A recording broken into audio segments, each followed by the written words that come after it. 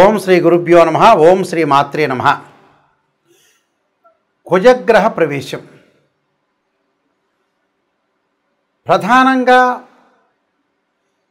October 28వ తారీఖు నుంచి December 7వ తారీఖు వరకు కూడా అంగారక గ్రహ ప్రవేశం వృశ్చిక రాశిలో. అంటే సంవత్సరం తర్వాత మళ్ళీ వృశ్చిక రాశిలోకి కుజుడు యొక్క తన సొంత రాశిలోకి ప్రవేశం జరుగుతుంది. కుజుడు సహజంగా ఒక రాశి నుంచి మరొక రాశికి మారటానికి 45 రోజుల కాలం పడుతుంది. అంగారగ్రహం కూడా ప్రధానంగా అన్ని గ్రహాల్లో ముఖ్యంగా ప్రధానంగా అంగారగ్రహం కూడా చాలా మోస్ట్ ఇంపార్టెంట్ ప్లానెట్. అంటే మార్స్ ప్లానెట్ యొక్క ప్రత్యేకత, దాని యొక్క కారకత్వాలను మనం చూసుకుంటే సుమారుగా 45 రోజుల పాటు కాలంలో ఒక రాశిలో దాని యొక్క కారకత్వం అనేది తెలుపుతూ ఉంటుంది. అంటే కుజుడి యొక్క కారకత్వాల్లోకి మనం ముందుగా వెళ్తే సత్వ భూ ప్రాకార రోగ ప్రణవ సాహస శస్త్ర అగ్ని సందర్శనోత్పాటన భాతృక కుజ అంటారు. అంటే అంగారక గ్రహము భూ సంబంధమైన వ్యవహారాలు, కోర్టులు, రియల్ ఎస్టేటు, అన్నదమ్ముల విషయాల్లో, శారీరక బాధలు, కెమికల్ కంపెనీలు, మిషనరీలు, మార్కెటింగు, భూమి, ఇండ్ల నిర్మాణం, న్యాయ వ్యవస్థ, న్యాయవాదులు, రక్షణ శాఖ, మిలిటరీ, రక్షక భటులు, సైన్యము, మేనేజ్మెంటు, భూములు అమ్మడము కొనడము, రియల్ ఎస్టేటు, కన్స్ట్రక్షను, మెడికల్ ల్యాబొరేటరీసు, మేస్త్రీ పనులు, యంత్ర సంబంధమైన విషయాలు, మెకానికల్ ఇంజనీరింగ్, మెకానిక్లు, రోగాలు, శస్త్రచికిత్సలు, అగ్ని భయాలు కలిగేదే. అంటే అగ్ని భయములు ఇలాంటివన్నీ కూడా అంగారకుడు యొక్క కారకత్వాలని జ్యోతిష్ శాస్త్రం చెప్పబడింది. అంటే సత్వ భూ ప్రాకార రోగ ప్రణవ సాహస శస్త్ర అగ్ని సందర్శోత్పాటన భాతృక కుజ అన్నారు. అంటే కుజుడు సహజంగా మనకి ఇవన్నీ కూడా గోచారరీత్యా చెప్పబడే ఫలితాలు. బర్త్ చార్ట్కి గోచారానికి చాలా లాట్ ఆఫ్ డిఫరెన్స్ ఉండాలి, గుర్తుపెట్టుకోవాలి. సహజంగా ఎలా ఉంటుందంటే మృగశిర చిత్త ధనిష్ట నక్షత్రంలో ఎవరైతే జన్మించారో వాళ్ళు కుజమహర దశలో జననం అనేది ప్రారంభమవుతుంది. కుజుడికి వృశ్చిక రాశి, మేషరాశి స్వక్షేత్రాలైతే అలానే నీచస్థానం కర్కాటక రాశి అవుతుంది. కర్కాటకానికి ఆపోజిట్లో ఉన్న ప్రధానంగా మకర రాశి ఉచ్చక్షేత్రం అంటారు. కర్కాటకం, సింహం, కన్య, తుల, వృశ్చికం, ధనస్సు, మకరం. మకరంలో ఉచ్చ ఉంటే దానికి సప్తమ స్థానం, కర్కాటకం నీచస్థానం అవుతుంది. అంటే భూ సంబంధ వ్యవహారాలు కానీ, కోర్టులు కానీ, రియల్ ఎస్టేట్ కానీ, కన్స్ట్రక్షన్ కానీ, ఇవన్నీ కూడా సైన్యము, మేనేజ్మెంట్, ఇవన్నీ కూడా తెలిపేది కుజుడు.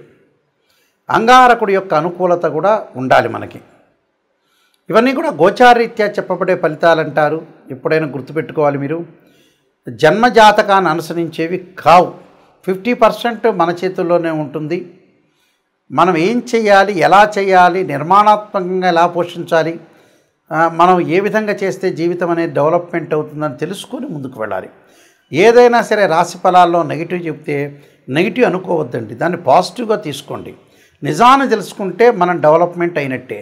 శ్రీయ లోపం పెరుగుట పెద్ద విద్య, లోపం ఎరిగిన వాడే పూర్ణుడవుతాడని దాని అర్థం. తులారాశి వాళ్ళకి ప్రధానంగా అంగారకుడు ద్వితీయాధిపతి అయ్యాడు. ద్వితీయాధిపతే కాకుండా సప్తమాధిపతి అయిన కుజుడు ద్వితీయ స్థానంలో ఉండటం వల్ల ఎలాంటి ఫలితాలు వస్తాయి?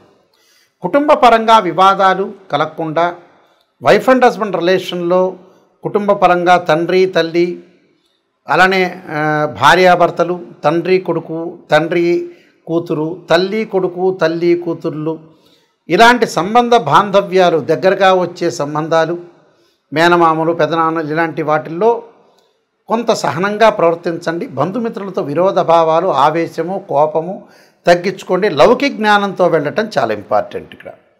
ఎందుకంటే 2వ స్థానంలో కుజుడి యొక్క సంచారం వల్ల అసత్వము సతతం క్లేశం సర్వకార్య వినాశనం అంటారు.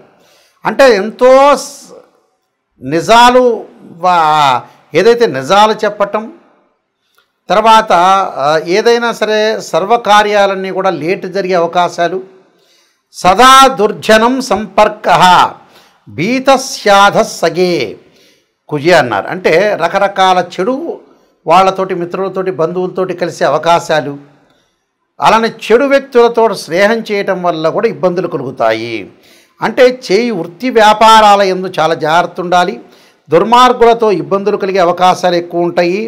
అలానే కార్య ఆటంకాలు, ధన ఆటంకాలు, అలానే గొంతు సంబంధమైనవి, చెవి, ముక్కు, గొంతు సంబంధమైన వ్యాధులు రాకుండా చూసుకోవాలి. కుటుంబంలో అన్నదమ్ముల మధ్యలో కూడా మూలకంగా గొడవలు రాకుండా చూసుకోవాలి. నేత్ర రోగాలు, చూడరాని దృశ్యాలు చూడటం వల్ల, వినరాని మాటలు వినటం వల్ల అపకీర్తి పాలయ్యే అవకాశాలు ఎక్కువ ఉంటాయి. కాబట్టి అపకీర్తి కలగకుండా శాస్త్రం చెప్పినట్టుగా, శాస్త్రంలో ఏది చెప్పారో అదే మనం పాటించాలి సనాతన ధర్మంలో. అందువల్ల ఇవన్నీ పాటించండి, పాటించి ముందుకు వెళ్ళండి. ఎలాంటి గొడవలు, ఆవేశము, క్రూరంగా ఉండకుండా చాలా జాగ్రత్తగా ఉండి ముందుకు వెళ్తే మీకు మంచి జరుగుతుంది. నేను కొన్ని రెమెడీస్ అనేవి చెప్పబోతున్నా. ఆ రెమెడీస్ పాటించండి, మీకు మంచి జరిగే అవకాశం ఖచ్చితంగా ఉంటుంది. ఈ రాశుల వాళ్ళకి ముఖ్యంగా కుజగ్రహం అనేది అనుకూలంగా లేకపోతే అంగారక పాశుపత రుద్రాభిషేకము, కుజ జపము, అలానే కుజుడి యొక్క అభిషేకాలు, కందులు, ఎర్రని వస్త్రము, ఎర్రని గొడుగు, ఎర్రని పూలు దానం చేయమని చెప్తారు. ముఖ్యంగా అంగారకాగ్ని శక్తి అస్తాయ ధీమే తన్నో భౌమ ప్రచోదయాత్ అనే మంత్రాన్ని, తత్పురుషాయుందే మహాసేనాయ ధీమే తన్నో షణ్ముఖ ప్రచోదయాత్ అనే మంత్రాన్ని మంగళవారం ఉపవాసం చేయటం, అలానే ముఖ్యంగా 2 జంట సర్పాలను దానం చేయటం, రాహుకాలంలో దీపం పెట్టడం, ఇవన్నీ అందరికీ తెలిసినవే. ఎప్పుడు కూడా జీవితంలో మనం బాగుపడాలంటే నెగిటివ్ని తెలుసుకోవాలని పదే సార్లు చెప్తున్నా.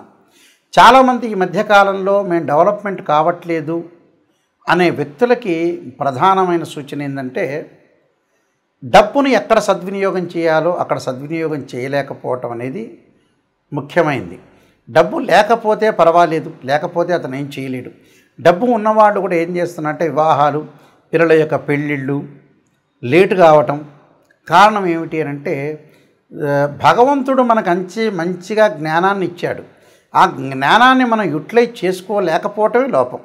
ఒక పర్సన్ ఉన్నాడనుకోండి, అతను మ్యారేజ్ బ్యూరోలో డబ్బులు ఎక్కువ అడుగుతున్నారని, లేకపోతే ఆస్ట్రాలజర్స్ ఎక్కువ అడుగుతున్నారని, లేకపోతే ఆ పెళ్లి సంబంధం వస్తే అంత దూరం హైదరాబాద్ నుంచి రాజమండ్రో, గుంటూరో, లేకపోతే హైదరాబాద్ నుంచి ఆదిలాబాదో, లేదా బాంబేనో వెళ్ళాలని డబ్బులు ఖర్చు పెట్టాలనే ఉద్దేశంతో డబ్బులు ఖర్చు పెట్టలేకపోవటం, సరైన సంబంధం వచ్చినప్పుడు చేసుకోలేకపోవటం, సరైన ఇల్లు వచ్చినప్పుడు తీసుకోలేకపోవటం, అంటే ఏదైనా కోర్టు సమస్యలు, కోపము, ఉద్రిక్తము, ఆవేశం బాగా పెరిగే అవకాశాలు కూడా కుజుడితోనే ఉంటాయి. అంటే మన చేతుల్లోనే ఉంటుంది. చాలామంది కూడా సంతానం అనేది వద్దంటాం. పెళ్ళిళ్ళు కూడా మ్యారేజ్ బ్యూరోలో ఇంత అడుగుతున్నారు, ప్రతి వాళ్ళు ఇంత డబ్బులు అడుగుతున్నారు ఉద్దేశంతో వాళ్ళు ఉన్నవాళ్ళైనా కూడా పిసినారితనంతో మళ్ళీ పిసినారితనం ఉందా అంటే లేదు, మళ్ళీ వాడు ఏదో సెల్లో, టీవీనో లగ్జరీగా వెళ్తూ ఉంటాడు. అసలు విషయానికి డబ్బులు ఖర్చు పెట్టడం అనేది నేర్చుకోండి. చాలామంది కూడా వివాహాలు కుజదోషం అంటారు. 2, 4, 7, 8, 12 స్థానాల్లో ఉంటే దాన్ని కుజదోషం అంటారు. 13 నక్షత్రాలకు కుజదోషం అనే ఎగ్జంప్షన్ ఉంటుంది. కొన్ని రాసులకు కానీ కొన్ని లగ్నాలకు కానీ కుజదోషం అనేది వర్తించదు. కేవలం వివాహానికి కుజదోషమే కాదు, శుక్రదోషం ఉంటుంది. ధనం సంపాదించిన కుజదోషమే కాదు, గురువు కూడా అనుకూలంగా ఉండాలి. అలాగా మనం చేసే పని అనేది ఏంటి, కరెక్టా కాదా అనేది తెలుసుకొని ముందుకు వెళ్ళాలి. ఎక్కడ మిస్టేక్ చేస్తున్నా ఆ మిస్టేక్ను మనం ఎలా సవరణ చేసుకోవాలి అనే విషయాల్లో మీరు చాలా జాగ్రత్తగా ఉండి డబ్బును దేని ఖర్చు పెట్టాలి, ఏది అవసరం, అతను నిజం చెబుతున్నారా లేదా. మా దానిలో కూడా ఆర్ఎంపీ డాక్టర్లు, ఎంబీబీఎస్ డాక్టర్లు, ఎంఎస్ డాక్టర్లు ఉన్నారు. సరైనగా మీకు అనుగుణంగా చెప్పే వ్యక్తులు కూడా ఉన్నారు చాలామంది. అంటే మీరు నెగిటివ్ను మీరు జీర్ణించుకోలేరు కదా. అందువల్ల అలాంటి ఆస్ట్రాలజర్స్ కూడా ఈ మధ్యన తయారైపోయి జ్యోతిష్యమే కరెక్ట్ కాదనే ఉద్దేశంతో తయారైన వ్యక్తులు కూడా ఉన్నారు. జ్యోతిష్యం అనే శాస్త్రం పర్ఫెక్ట్గా చెప్పేవాళ్ళు కరెక్ట్గా చెప్తారు.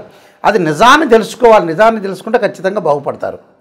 ఇలాంటి విషయాలన్నీ కూడా చాలా జాగ్రత్తగా మీరు ముందుకు వెళ్ళాలి. నా పుస్తకాలన్నీ మీరు చదవచ్చు.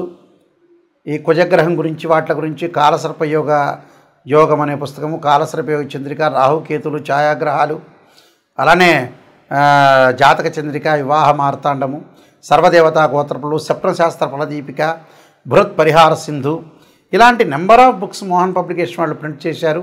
నాయకంటి మల్లికార్జున శర్మ బుక్స్ అని కొట్టినా వస్తుంది. www.nayakanti.com కానీ .in కానీ కొడితే కూడా మీకు వస్తుంది.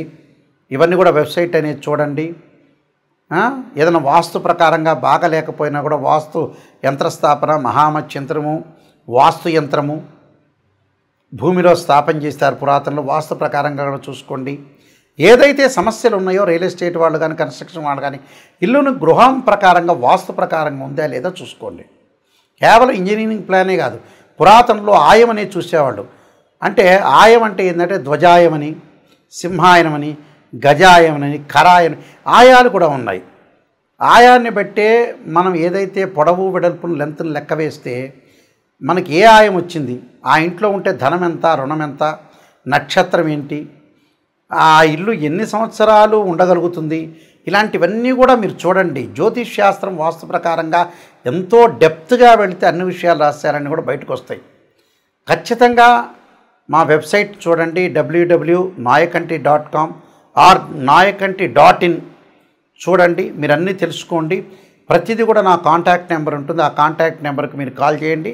ఖచ్చితంగా మీకు అన్ని విషయాలన్నీ కూడా క్లియర్గా నేను చెప్పేటప్పుడు కూడా మీరు వాయిస్ రికార్డింగ్ పెట్టుకోవచ్చు. జాతకం నేను చెప్పేటప్పుడు అందరూ కూడా must and should voice recording పెట్టుకోండి. నిజాలు తెలుసుకోండి, మీరు ముందుకు వెళ్ళండి. అబద్ధపు ముసుగులో ఉండొద్దండి.